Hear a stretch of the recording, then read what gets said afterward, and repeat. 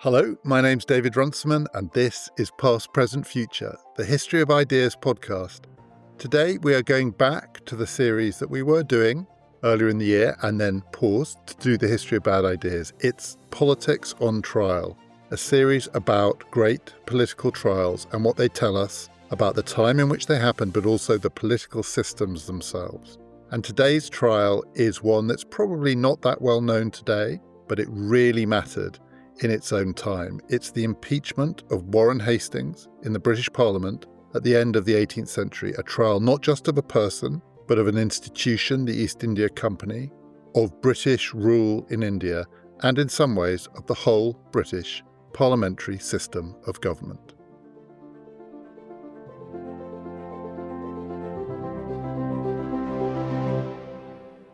There are lots of trials that get the name Trial of the Century, particularly in the 20th century. That's when it really takes off. Everything ranging from the trial of Bruno Hauptmann, the man who was accused, convicted and executed for the kidnap of the baby of Charles Lindbergh. Many people think he was innocent, through to the trial of O.J. Simpson, which I'll talk about later in this series, accused and acquitted of the murder of his ex-wife and her friend. I think most people think he was guilty. Those were routinely called the trial of the century. But the one I'm talking about today, I think, is the definitive trial of the century. Not the 20th, not the 19th, the 18th century. It was the trial of the century, the impeachment of Warren Hastings, because it was an absolutely blockbuster event when it happened. Warren Hastings had been the Governor-General of Bengal, which was the part of India controlled by Britain, but through the East India Company. And when he came back to Britain after serving there for more than a decade in charge, he was accused by his enemies of extortion, murder, what we would now call genocide or ethnic cleansing, profound corruption and self-enrichment, basically everything that you can think of. It was a sensational trial. The charges against him were sensational. It happened in the British Parliament, so impeachment meant the charges against him were drawn up by the House of Commons, but the trial itself, the judges, were the House of Lords. People paid good money to sit in the public gallery. When it opened in 1788, tickets to attend the opening sessions changed hands for £50, might not sound a lot, £10,000 in today's money. This is Wimbledon Centre Court men's final ticket prices. It was box office not just because Warren Hastings himself was a celebrated, notorious figure of the age, but so were his prosecutors. So the two men who led the charge against Warren Hastings in the impeachment were, first, Edmund Burke, MP, the great political philosopher, the great orator of the age. During the trial, Burke would write the book for which he is still best known, Reflections on the Revolution in France. And alongside Burke was Richard Brinsley Sheridan, the playwright, the celebrated playwright, author of The Rivals, School for Scandal. Two very famous men in their own right, celebrated wordsmiths and orators, and they went for it. Burke's opening address lasted 4 days. Sheridan went on and on. They worked themselves up into such pitches of rhetorical frenzy that at the end of their speeches, they collapsed into the arms of the people who were sitting alongside them on the parliamentary benches. It was a spectacular trial, a sensational trial. It was a trial that captured the interest of the nation. But that's not why it was the trial of the century. The reason it was the trial of this century is that it lasted for 7 years. It lasted for a significant chunk of the 18th century, from 1788, when the trial opened, to 1795, when the verdict was handed down. And those 7 years weren't just any old 7 years in the 18th century. They were the 7 years in which many of the events that we associate with the 18th century happened. Here are some of the things that happened while Hastings was being impeached in the British Parliament. The United States of America was founded.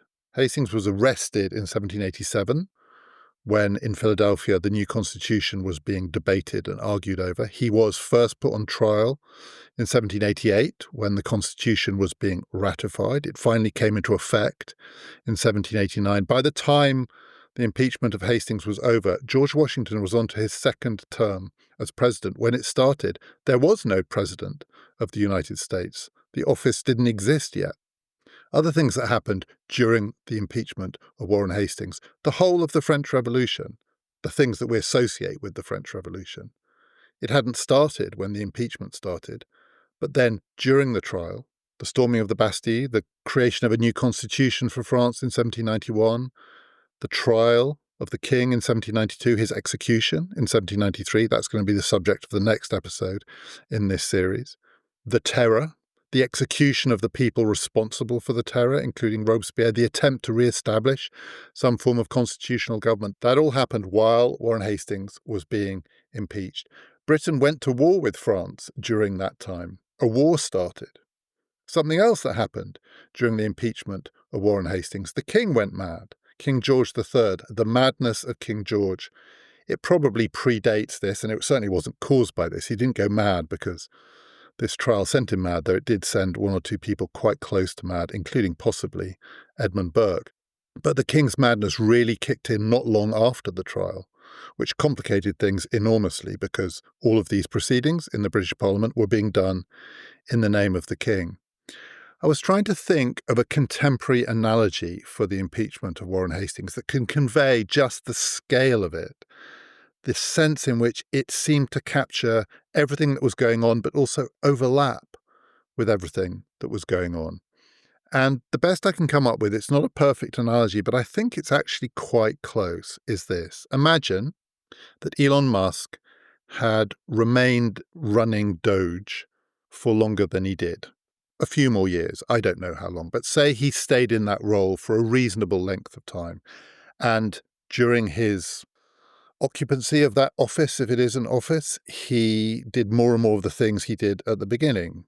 Closed down government departments, seemed to scupper whole branches of the United States government, but also, to his many critics, fatally compromised the lines between public and private life. What was Musk the businessman? What was about money here? What was about principle? What was about politics? The controversy built and built. Musk became more and more of a kind of lightning rod for the politics of the age. And then finally, he would be driven out in this story, maybe in 2 or 3 years' time, at which point his enemies decided to impeach him. The closest thing to the impeachment of Warren Hastings in our age would be the impeachment of Elon Musk. And to imagine the parallel fully, this has to be a celebrity event, not just because the man being impeached is a celebrity, but his impeachers, whoever took the case to the US Senate, would also have to be celebrities. So it would have to be the best known orator and politician of the age.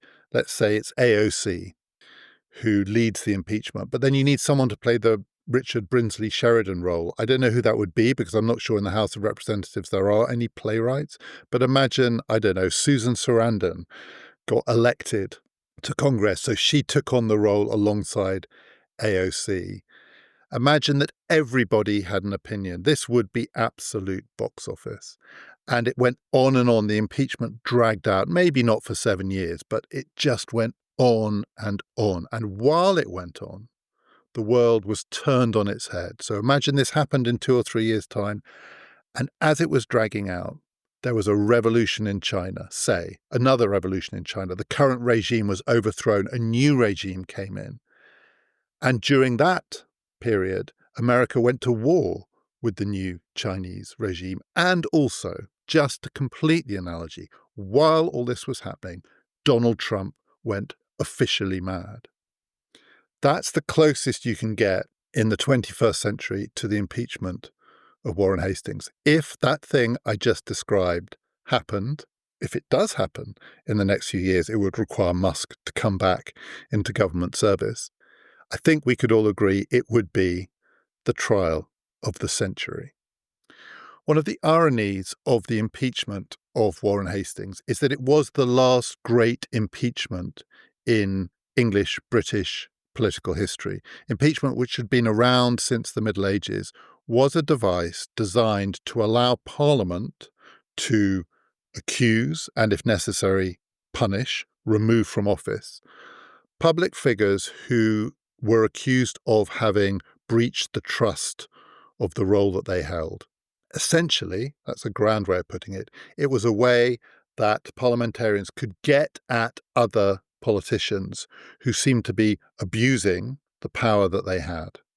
The big difference between impeachment in Britain and what was about to begin in the United States, it started during this trial, the move of impeachment across the Atlantic to become a device of American politics because it was put into that American Constitution that was ratified around the same time that the trial of Warren Hastings was getting going.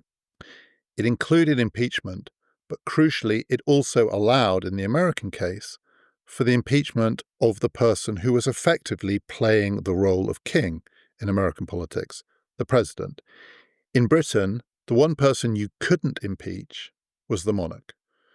So that crucial difference, in part, I think, explains why it moved across the Atlantic. It became a tool in American politics for trying to limit the power of someone who had, and we talked to Eric Nelson about this in the episode that we did on American revolutionary ideas, who had clearly, was understood to have clearly monarchical or semi-monarchical powers.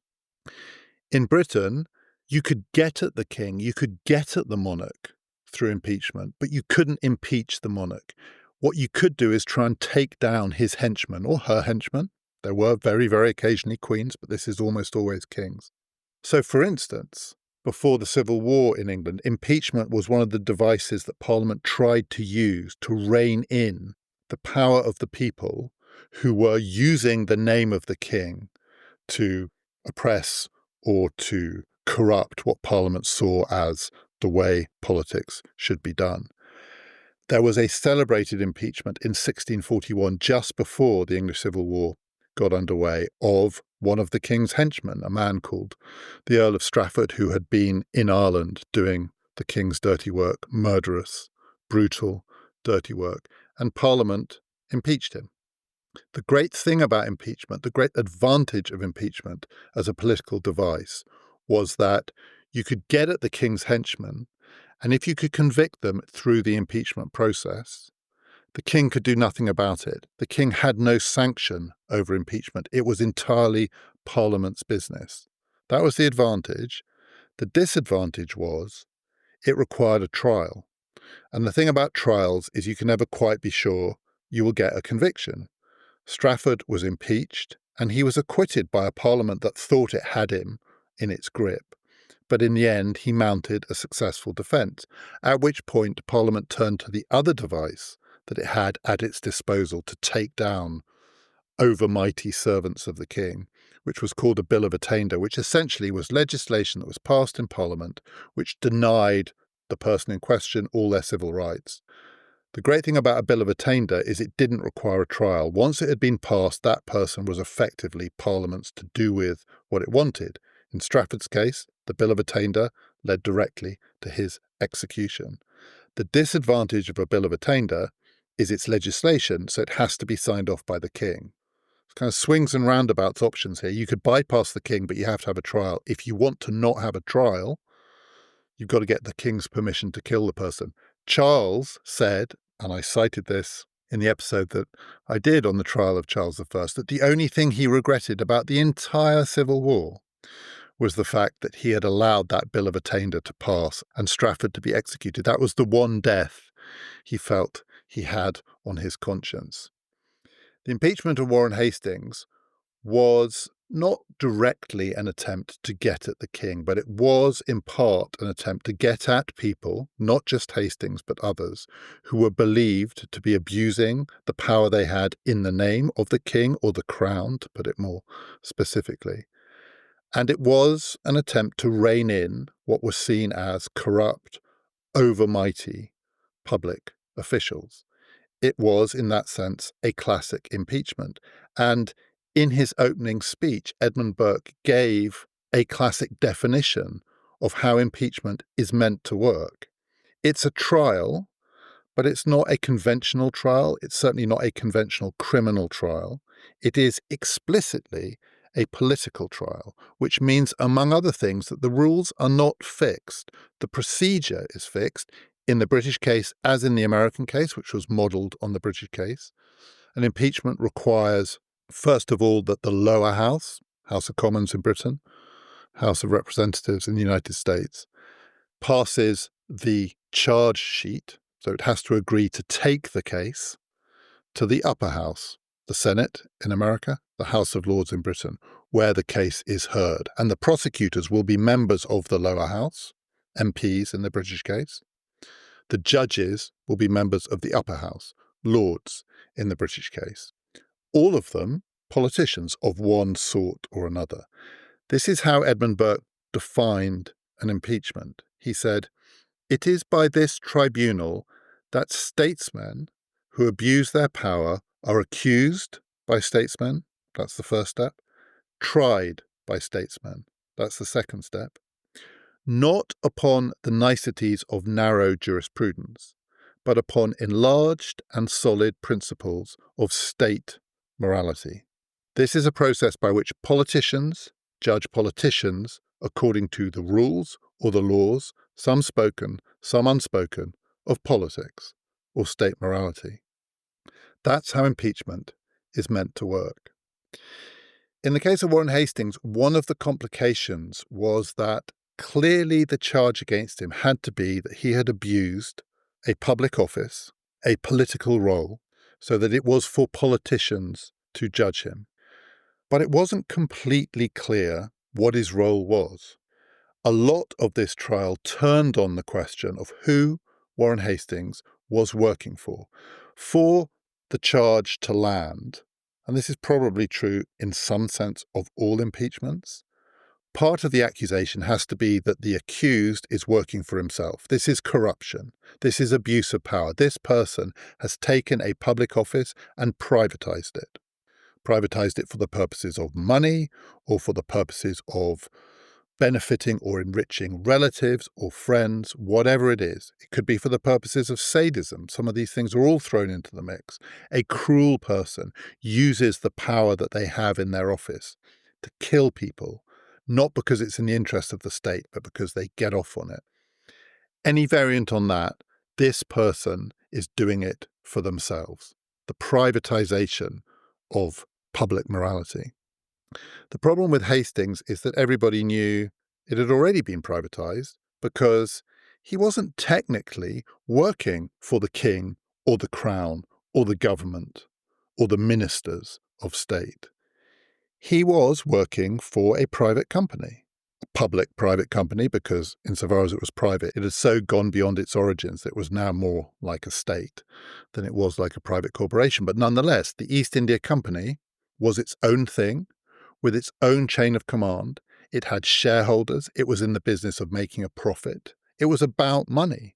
Warren Hastings' job was to make money for the shareholders of the East India Company. So if the charge against him was he had taken a public office and used it to make money, he might say, well, what did you think I was meant to be doing?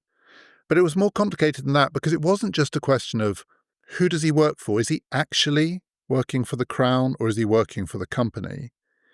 Even within those two realms, it wasn't completely clear who he was answerable to. So again, the charge against him had to be that he abused the trust that was placed in him. He was meant, in some sense, to be accountable to someone other than himself. If you're going to make that stick, you really do need to know who the someone other than himself is whose trust he abused. So here are some of the people whom it could be said Warren Hastings worked for. He worked for the king. He worked for the ministers of the king. He worked for Parliament because Parliament had recently passed legislation to exercise more control over the East India Company. But in passing that legislation, actually one of the things it did was to specify that the office of Governor-General would have more control within the East India Company, and it gave power to a council which sat in Calcutta, as it was then called, the seat of British power in India, a council of just a handful of men who between them and the Governor-General would run India.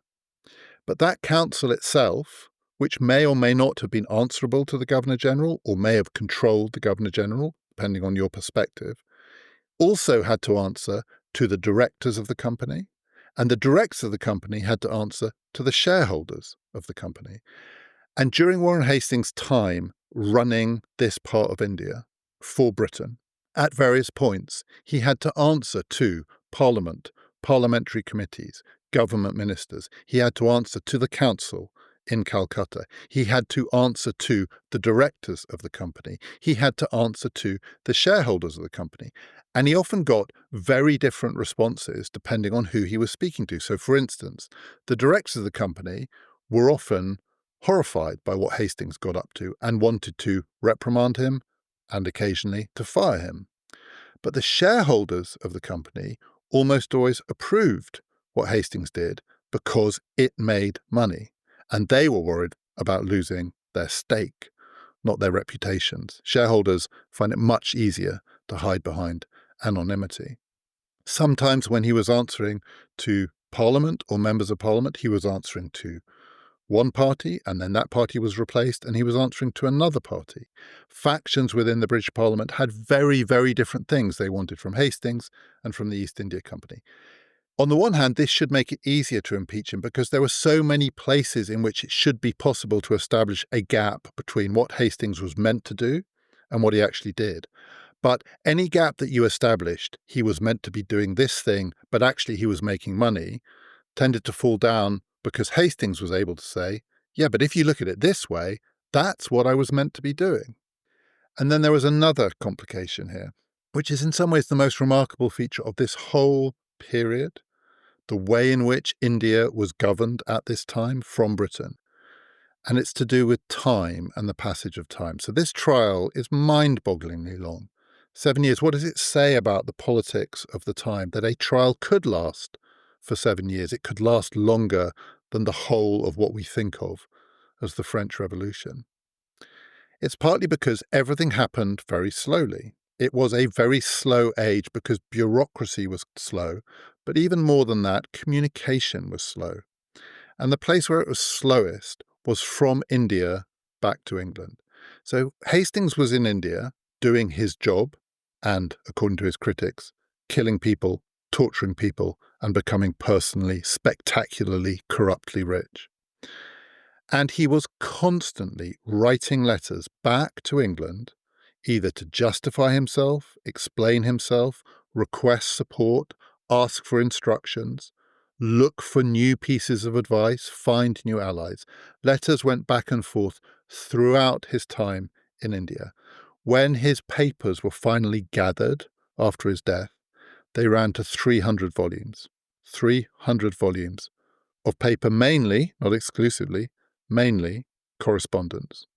But it took 6 months for a letter to get from India back to England, at least up to 6 months. Having got to England, the person had to read it, think about what they wanted to say they were a very decisive person. He wrote to someone in London, that person read Hastings' letter, that night composed a reply saying, do this, don't do this, answer to this person, cut that person out, this person is your enemy, watch your back, they're after you, and sent the letter back. That whole process would take a year, up to a year, and sometimes the full year. Hastings was constantly trying to establish chains of command, what he could do, but more importantly, whether he would be supported in what he had done. And by the time he'd got his answer, the situation had completely changed. The most stark illustration of how time was out of joint in this period is it could take a year for a letter to go to England and come back, but for people who were newly arrived in India from England, life expectancy was about 3 years. The numbers who died from disease were astronomical.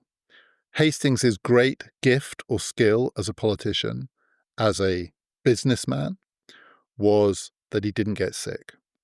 And in India at the end of the 18th century, if you were English, that was by far and away the biggest asset you could have. He outlived most of the people who tried to take him down.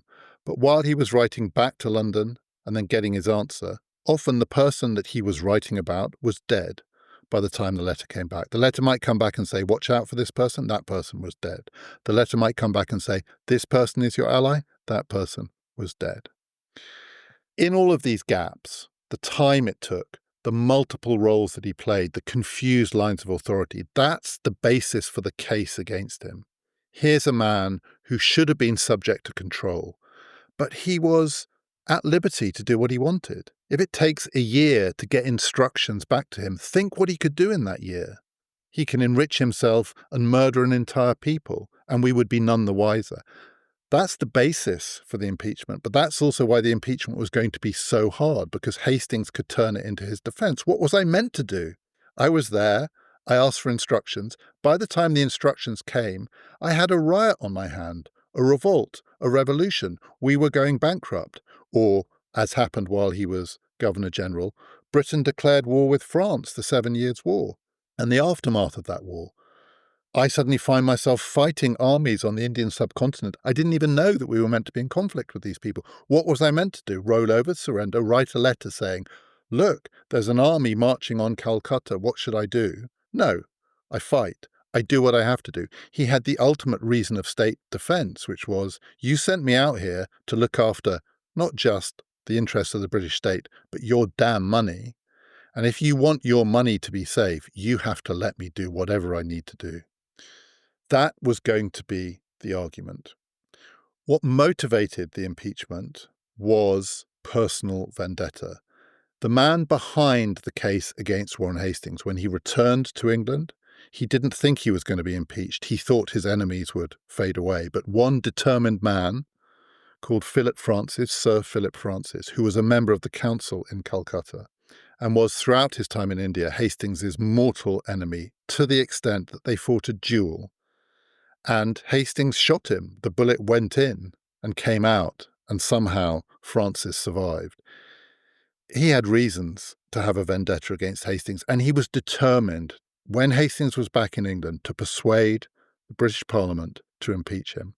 And he campaigned, and he wrote letters, and he tried to find within the British political establishment people who would take up his cause. And eventually he did find those people in the Whigs, among whom were Burke and Sheridan, to make the case against Hastings. And when they made the case, they didn't say, we are doing this because Philip Francis cannot stand the man.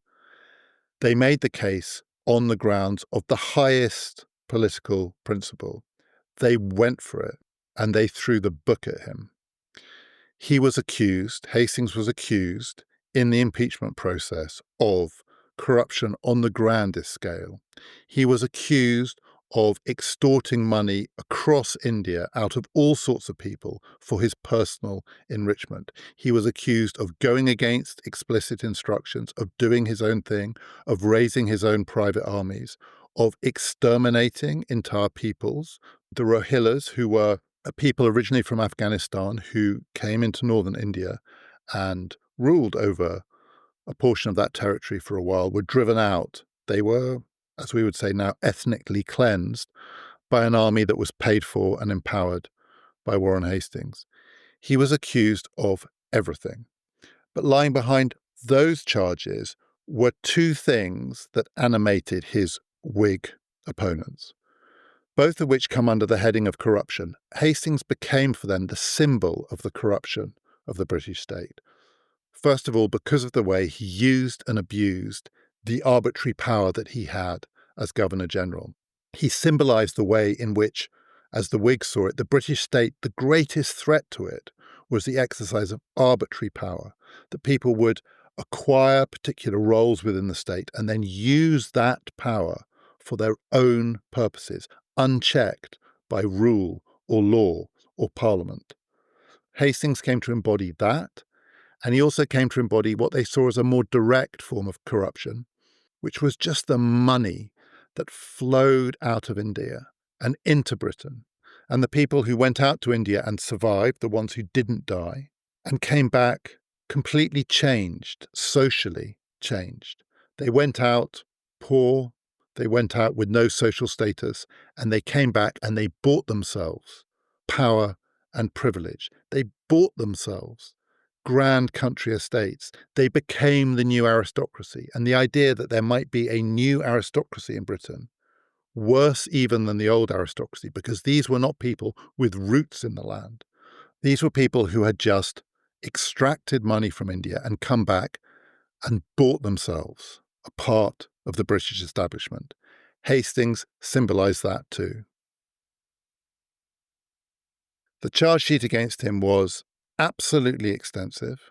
The trial was such a sensation to start with because the speeches that were made against Hastings were just the grandest parliamentary eloquence you can imagine. The whole of the way in which politics and commerce and empire were conceived were being rehearsed and rehashed and reimagined in these speeches. The trial of Hastings was going to be a way of rethinking how British politics worked. That was the goal of the people who prosecuted it. There was just one problem. The other thing to say about this trial, the trial of the century, is that it is almost impossible to imagine any trial of which this could be said with more conviction. It was an absolute festival of hypocrisy. The hypocrisy of the accusers of Warren Hastings, it's almost hard to put it into words. There's so much of it, and it covers so many different aspects of what they were saying. So regardless of what Hastings might have done in India, much of it pretty shocking. Regardless of the kind of man he was, he probably wasn't as bad a human being as he was painted by his accusers. The problem for his accusers was not him, it was them. They were hypocrites because, first, everybody knew that this case had been motivated by personal vendetta. Everybody knew that Philip Francis had been going around saying, "God, I hate that man. Please, God, take him down." And yet it couldn't be presented like that. That's not grounds for impeachment. It had to be dressed up in the grandest terms. So everybody knew this extraordinary rhetoric was, in its origin, a story that started because Hastings shot a man in India. Actually, they were arguing about one of Philip Francis's many extramarital affairs. The second problem is that the case against Hastings is that he symbolised the way in which money from India had come back to Britain and corrupted British public life. But almost everybody involved in this case, on all sides, took money from the East India Company, including Burke and the Burke family. The Burke family had long had an interest in the East India Company. And it would be very hard to find anyone who was judging Hastings in the House of Lords who didn't have some connection, including a financial connection, with the organisation that the case against him said was responsible for the corruption of English public life. The third problem, specifically for Burke, is that he'd changed his position on this. So in the decade before the impeachment of Warren Hastings, Burke had been one of those politicians who wanted to defend the East India Company against attempts by Parliament to control it. At that time, Burke, as a Whig, thought that the biggest threat to the British state, the likeliest source of corruption, was the corruption of the Crown and the ministers of the Crown. The people in the court, essentially, the court around the king, were the threat, and they were controlling Parliament. So if the East India Company came under the control of Parliament, it would ultimately pass to the control of the people who had the ear of the king, which would only make them worse and empower them more. He wanted the East India Company protected from state control. In the same way that Burke was the great champion of the American Revolution, because he thought that the ministers of the Crown had been exploiting the United States of America. And at one point he said, America should be treated like the East India Company. It should be left alone. He changed his position, first because the American Revolution succeeded, so that was no longer an issue, but second because he and his party, his people, got closer to power. And for various points, they were in power. And the closer they got to power, the more they wanted not to let the East India Company do its own thing, but to control it. There's nothing like having a bit of power yourself to change your view about where the dangers lie. And Burke became convinced that the real threat was not the corruption the arbitrary power of the ministers of the crown. The real threat was the corruption and the arbitrary power of the officers of the company. And so now, 10 years on, he had completely reversed himself, and he was making the grandest, the most high principle case imaginable against Hastings and the East India Company. And everybody knew, because he had done it all in Parliament, that he didn't think like this when he was further out from the inner circle of the British state. And that's not even the real problem. Those are all egregious forms of hypocrisy, and hypocrisy is a necessary feature of public life, and you can't do these things without some hypocrisy. But there is always a limit, and there is a point at which too much hypocrisy will overwhelm any proceedings done in the name of principle or law. But the biggest problem was that Burke and Sheridan, but particularly Burke, made their case on the basis, not as he said in his opening speech, state morality, but higher morality. They were going to take Hastings down in the name of the right and the good, of justice, of what we all think should be the way the world would be at its best. And so he made extraordinary speeches in which he defined new ways of thinking about Britain and India and Britain's global obligations and what it meant to be a nation that was ruling over tens or hundreds of millions of people through a commercial company, and how important it was that the morality of that company should be forced to accord with a higher morality. And he said of Hastings, in one of his most celebrated lines in the impeachment, that the problem with Warren Hastings and the problem with the East India Company under Warren Hastings is that it had what he called a geographical morality. And what he meant by that was one thing in England, something quite different in India. As they travelled from England, where they were respectable gentlemen, trying to abide by the conventions and codes of their people, their nation, and they moved to another country, India. When they got to India, those rules no longer applied for them.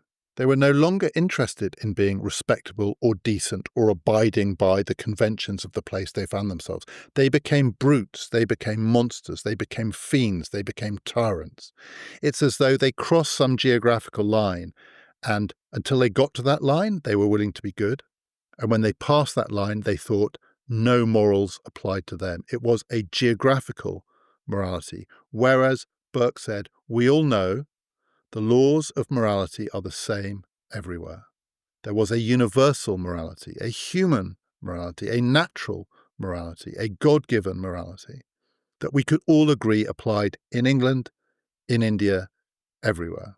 Magnificent oratory, moved the women to tears, the men to cheer and shout. Only problem, absolute bollocks. How could anyone believe of Britain at the end of the 18th century that it applied a universal morality? This was Britain that was still neck deep in the blood of the slave trade. Burke himself was conflicted about the slave trade. How can you be conflicted about the slave trade and preach the laws of universal morality? The greater the heights of rhetoric, of eloquence, that Burke and Sheridan reached in their charge sheet against Warren Hastings, the hollower, ultimately, it sounded. But why did the case last 7 years? So that's got nothing to do with the rhetoric. That's got to do with what was going on elsewhere.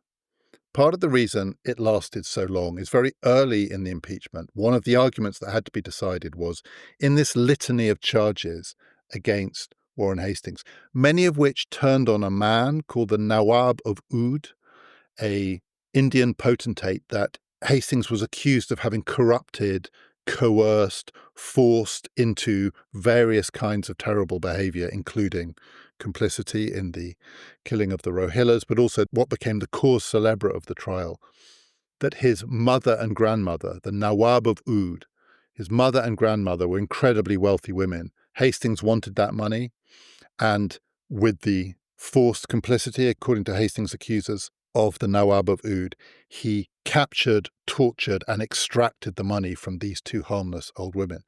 And at one point, Burke, in one of his great perorations, went on an extended riff about filial duty, one of these rules of universal morality. Everybody knows in all societies, in all parts of the world, that sons owe a duty to their mothers and grandmothers. And it is a mark of Warren Hastings's infamy that he forced this poor boy, the Nawab of Oud, this young man, to steal money from his own mother and grandmother, ignoring the fact that he hated his mother and grandmother, this young man. He was himself deeply corrupt. He wanted the money, and Hastings didn't force him to do anything. He just had to ask. All of these charges, the endless list, the first question was, would they be voted on separately? So hear a charge, say that charge about the extortion of the poor, unfortunate mother and grandmother, and voted on, or would all of the charges have to be heard before any vote could be held? And the first decision was that all the charges would be heard before any vote could be held. So that meant, by definition, this was going to go on a long time. If there had been a vote on the first charge and it had fallen, the trial might have collapsed. It might have been decided it's not worth proceeding. If we can't get him on this, we won't get him on anything. But because no vote was held until every charge had been heard, it went on and on. The second reason it went on is the king went mad. Because the king went mad, parliamentary business was interrupted. Actually, though it lasted 7 years, in any parliamentary sitting, the impeachment occupied maybe 10, 15 or 20 days, so up to 20 days a year, not much more than 100 days in total, over the course of 7 years, because there was other parliamentary business to conduct, because Parliament did not sit for that long, because there was other stuff going on, a war to be fought against revolutionary France. Burke had to go off and write reflections on the revolution in France. When he wrote that book, he actually split the alliance against Hastings. So while the trial was going on, the people who had come together to use Warren Hastings as the symbol of the things that they were against split because they couldn't agree whether they were also against the French Revolution. Burke was against it. Most of his Whig allies were for it. Certainly early on, Burke was against it almost from the beginning, long before the Terror. There wasn't time to do this quickly, so it dragged on and on. Finally, in 1794, it reached the end, and Burke was given an opportunity to give a closing speech. His opening speech had lasted for 4 days. His closing speech lasted for 9 days. And far from deciding that maybe a mistake at the beginning of the trial is that they had gone in too big, too grand, that they had tried to wrap up all the iniquities of the age in the person of Warren Hastings. And it would have been better to be forensic, to take it charge by charge, to try and decide which of these many accusations had the best chance of actually landing. Burke decided to, as we say now, double down. More than double down. 4 days became 9 days, double and a bit down. And he ratcheted up the charge sheet. At one point during the trial, spontaneously, without even meaning to, he threw in the charge of murder. One of the accusations against Hastings was that an Indian who had been accused of forging a document to use against Hastings in one of the many endless fights that Hastings had out there with his rivals and his enemies. And that man was convicted in a court and executed for forgery because it was still a capital offence. The man who presided over that court was an old school friend of Warren Hastings. It didn't look great, but it wasn't murder. Burke called it murder. He said the whole thing was a conspiracy. There was no forgery. The whole thing was set up by Hastings in order to execute a man who threatened to expose him. But he threw it in extempore just as he was going along. He admitted that even the line geographical morality through to the laws of morality are the same everywhere was one he hadn't planned to say, but he got carried away and it just came off his tongue. And in his closing speech, he did that and more. He said that people thought that he was accusing Hastings of being a kind of tiger, a lion, a rapacious, vicious, claw-like person who'd ripped his claws into the fabric of Indian life and Indian society, and then with the blood and money he'd extracted, he'd fed it back into English society. He said, no, we never compared Mr. Hastings to a lion or a tiger. we have compared him to a rat or a weasel. And then in the course of this 9-day speech, these are some of the things that he called Warren Hastings: thief, tyrant, robber, cheat, sharper, swindler, scum, filth, pollution. He went for it, and it didn't work.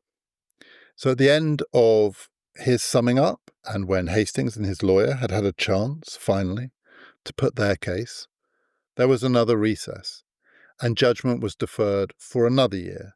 So judgment only finally happened in 1795. That's why it took 7 years. Every time it looked like it might get close to a resolution, there was a reason to delay. But it wasn't abandoned. There were points in the proceedings where it looked like it might be abandoned. So, for instance, when Parliament was recalled during the King's madness and a new Parliament was elected, some people argued that that should end the impeachment because it was the impeachment of one Parliament. But it was pointed out if that were the case, then the King could stop any impeachment anytime he wanted by recalling Parliament. So it had to carry on. It had to carry on to show that the king couldn't interfere with impeachment, because the point of impeachment was the one thing that the king, in theory, couldn't tinker with. So it reached judgment in 1795. And on all of these charges, there was a vote in the House of Lords.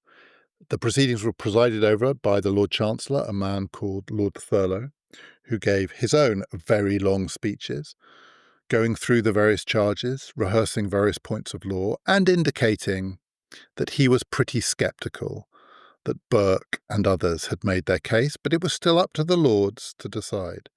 But who were the Lords at this point? Well, again, it was easy enough for people to point out that the length of this trial, in an age where people often died, they died between sending a letter and getting the reply, very few of the Lords who had been there at the beginning were still there at the end. It was thought that roughly 180 members of the House of Lords had changed. And as someone said at the point that judgment was being reached, some of the people who were being asked to judge on this case were schoolboys at Eton when the trial started. And then they came into their inheritance, and here they are now sitting in judgment. It was thought that as few as 30 members of the House of Lords had sat in on even half of all of the days of the proceeding, which somewhat discredited it, but didn't stop them from voting. This was a festival of hypocrisy. And they voted on the various charges. The one that he came closest to being convicted on, bizarrely, was the charge that he had forced the Nawab of Oud to extort by using British soldiers who effectively captured and invaded the place where these two women lived, his mother and grandmother. That was the closest Hastings came to being convicted, but he still was acquitted on that charge. On many of the other charges, he was easily acquitted. And at the end of the 7 years, he was exonerated. But he wasn't exonerated because by that point, the whole process had collapsed in a kind of morass of confusion, hypocrisy, inflated rhetoric, the passage of time. It was a different world that the verdict was reached in to the world in which the trial started. Not least, when the trial started, it seemed really, really important. Whether Warren Hastings would be acquitted or convicted was the central question in British politics in 1788. It was not the central question in British politics in 1795. The central question in British politics was the war against France and the whole host of other things that had happened in the interim. There had been a revolution in Haiti while this trial was going on. The slave trade itself was beginning to be in question. Napoleon was not yet quite a figure on the horizon, but he was on his way. It didn't matter. Burke died 2 years after the trial finished, so most of the last decade of Burke's life, during which he wrote his most famous book, was nonetheless taken up with this impeachment, in which he had been an absolutely driving force. And as his life came to an end, as he entered onto his final illness, he was terrified, I think, that this would be his legacy. Edmund Burke, the great orator, the great writer, the great philosopher, the great thinker of the age, would be remembered as the man who had wasted 7 years of his and everybody else's lives trying to prosecute Hastings. And he wrote various letters in which he said, I hope this will not be my epitaph. But he defended himself in the only way he knew how, which was to say, people think that this was all an act, a kind of performance, that this impeachment happened for reasons separate from the impeachment. And he said, all I can say in my defense is that I meant it. I really did commit myself to this, and I did take time and trouble to make sure that I found out as much as I could about the iniquity of this man, because he is an iniquitous man. And he probably was, in many ways, an iniquitous man. So Burke said, don't think that my excuse here is that I didn't know what I was doing. I did know what I was doing, but I don't want to be remembered for this. Well, though he didn't live to know it, he was all right. He wasn't going to be remembered for this. He is remembered for the book that he wrote while the trial was going on, his side project, Reflections on the Revolution in France. He is remembered for his philosophy. He's remembered for his theories of art and of beauty. Almost no one remembers how much of his and everyone else's energy was squandered in this case. But as Burke says, it's not because the case was without merit. There were many things to be said about Britain's rule of India at the end of the 18th century. There were many monstrous iniquities. There was a profound question to be asked about whether a state, the British state, could acquire an empire through the activities of a corporation, the East India Company, that was answerable to its shareholders, and whether a state in which many of those shareholders were also members of Parliament could ever be anything other than corrupt. Burke had a point. The problem was Burke and his family were shareholders. It wasn't the case that was flawed. It wasn't the fact that these were questions of high principle that was wrong. It was that the case couldn't be made in the way that it was made.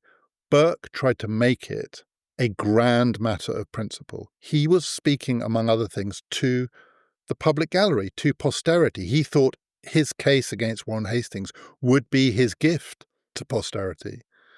Well, posterity couldn't care less about Burke's case against Warren Hastings, because Burke's case against Warren Hastings collapsed under the weight of its pretensions, which meant, among other things, that the questions it tried to address were never really addressed. The East India Company still had many decades of life left in it. It was reformed. New rules were introduced. There were attempts to strip out corruption and private enrichment. It was turned into something more like what we would recognize as a system of public service. There were a set of requirements or qualifications for service in the East India Company. It wasn't simply who you knew. People were much more accountable for the way in which money was spent, but it was still a private company, and it still governed India in the name of the British state for another half a century until it was finally wound up. Burke needn't have worried that this would be his legacy. By the time Warren Hastings died, it wasn't forgotten, but Hastings lived for another 24 years after the end of the trial. Throughout the trial, Burke tried to claim that Hastings was so rich, he had enriched himself to such an extent, it was sort of beyond putting into words. He bandied around vast sums of money, hundreds of thousands of pounds, equivalent of tens or hundreds of millions in today's money, or billions given the inflation in some parts of the 21st century economy. This was a man rich beyond imagining. He had corrupted the country, despoiled it, stolen from it in a way that made him a figure outside the bounds of what ordinary people could understand. It wasn't true. Hastings was rich. He had taken money out of India, as everyone in his position did. He was less corrupt, probably, than his predecessor, Clive, the famous Clive of India. He did build himself a stately home. He did live in some style after his acquittal, but he wasn't a man who could buy the British state. He wasn't a man who could corrupt the British state. He didn't have that much money. And he lived out his life. He demanded and he got some compensation for his experience in the impeachment. He wanted a pension he didn't quite get. the pension that he wanted. He needed a pension, which was evidence of the fact he wasn't as rich as Burke said he was. And by the time he died, he was just Warren Hastings. People remembered it. They remembered the trial. They remembered who he was. But when he went on trial, he seemed like the symbol of the age, the emblem, at least in Britain, of Britain's imperial ambitions and their feet of clay. By the time he died, he wasn't the figure of the age. The figure of the age was Napoleon Bonaparte, a man who, at that point, was still alive and in exile. The world had moved on so much by the time that Hastings died that he seemed like a figure from another age, a relic of another world. And I found myself thinking, say, to go back to where I started, we draw the analogy and we say this is like now, or in a year, or in 2 years, that Elon Musk is impeached.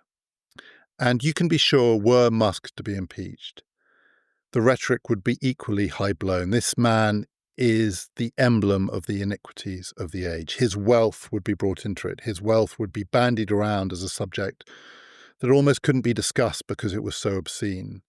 He would be routinely described as the richest man in the world. Burke almost wanted to suggest that Hastings had made himself the richest man in the world.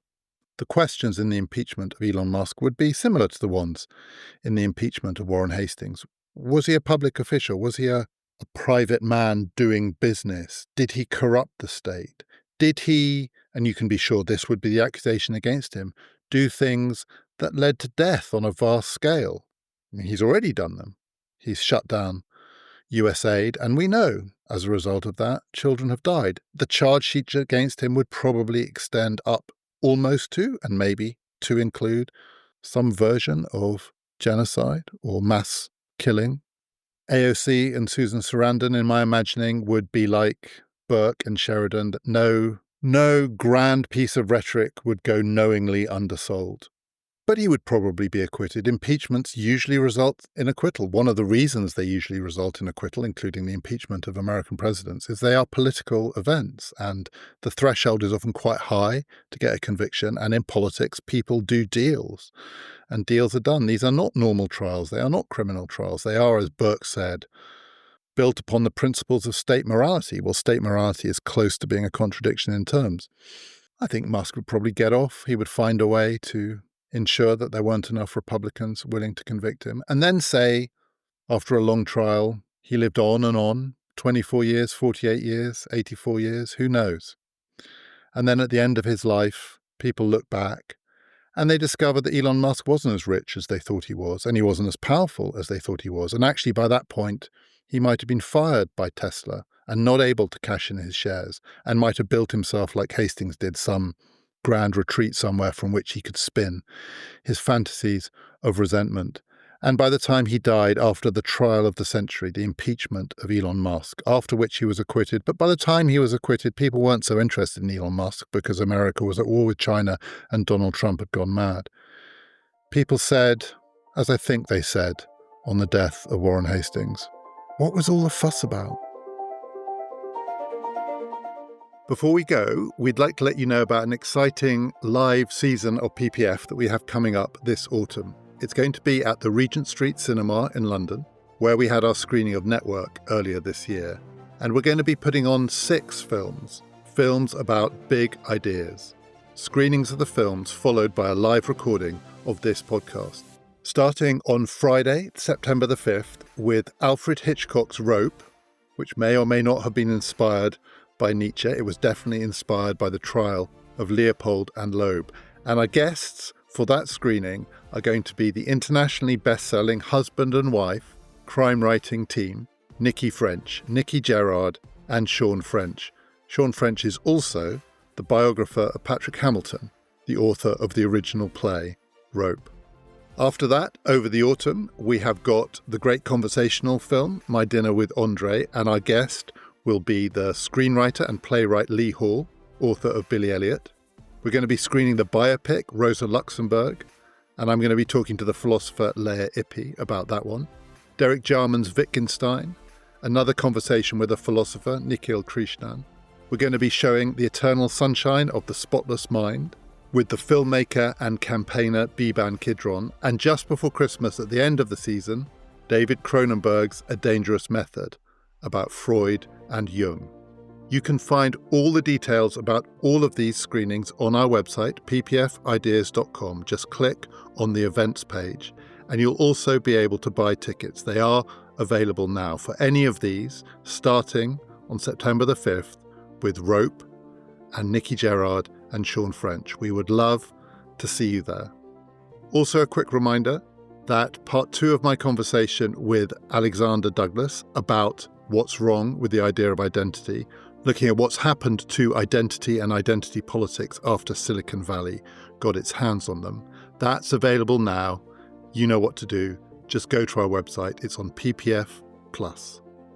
Next time, in Politics on Trial, I'm going to be talking about another trial of another king in the middle of a revolution, Louis XVI. It's often associated with the trial of Charles I. Another king loses his head. It's very, very different. Do join us for that.